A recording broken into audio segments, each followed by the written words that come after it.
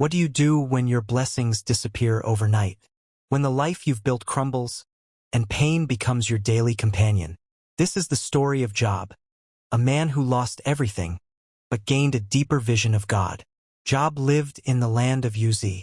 He was a man of integrity, upright and faithful, one who feared God and turned away from evil.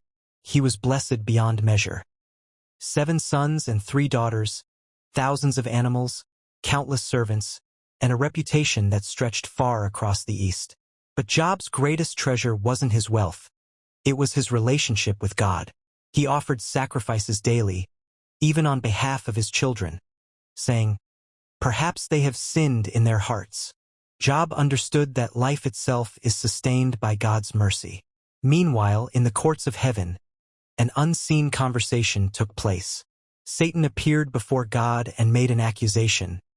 "Does Job fear God for nothing? You've blessed the work of his hands. But take away his blessings, and he will surely curse you." God responded, "Very well, everything he has is in your power, but do not lay a hand on him." The stage was set. Job's faith would be tested. The blows came swiftly, like waves crashing on the shore. One servant arrived breathless. "Raiders stole your oxen and donkeys." Before he finished, another came. "Fire fell from the sky and burned your sheep." Then another, "Chaldean raiders took your camels." And the worst news of all, "Your sons and daughters were feasting, and the house collapsed on them. None survived." In a single day, Job lost everything: his wealth, his servants, his children. Job tore his robe, shaved his head, and fell to the ground. But instead of cursing God, he worshipped, declaring, "The Lord gave, and the Lord has taken away. Blessed be the name of the Lord." But Satan wasn't finished.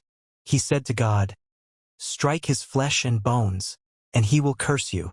God allowed it, only sparing Job's life. Job's body broke out in painful sores, from head to toe. Once seated in honor, he now sat in ashes, scraping himself with broken pottery.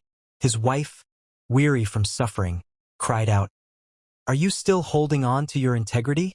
Curse God and die." But Job replied, "Shall we accept good from God and not trouble?"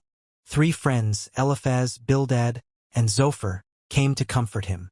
At first, they sat in silence for 7 days, overwhelmed by his grief.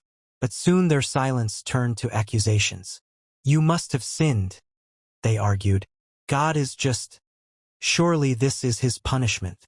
But Job knew he had done no such wrong. He defended his innocence, cried out in anguish, and wrestled with questions. "Why was I born? Why do the righteous suffer?" Even in his confusion, Job never cursed God. He poured out his pain, but held on to his faith. After long silence, God finally answered Job, not with explanations but with questions. "Where were you when I laid the earth's foundation? Who shut up the sea behind doors? Can you command the morning or loosen the cords of Orion?" God reminded Job of his wisdom and power, showing that his ways are higher than human understanding. Job, humbled, replied, "I spoke of things I did not understand, things too wonderful for me to know. My ears had heard of you, but now my eyes have seen you. I repent in dust and ashes." God then rebuked Job's friends for their false accusations, and Job prayed for them. After this act of forgiveness, the Lord restored Job's fortunes, twice as much as before. He was blessed with 14,000 sheep, 6,000 camels, 1,000 oxen, and 1,000 donkeys. He had 7 more sons and 3 more daughters, said to be the most beautiful in all the land. Job lived 140 more years, seeing 4 generations of his family. The story of Job isn't just about loss. It's about faith that survives the fire. It teaches us that suffering isn't always punishment, and silence isn't abandonment. Sometimes, God doesn't give explanations, he gives revelation of himself. Job's faith was tested in the fire, but in the end, he saw God more clearly than ever before. And the same God who restored Job is able to restore you. So when life strips you bare, remember this: your pain does not cancel God's plan. If you hold on like Job, The God of restoration will write the final chapter of your story.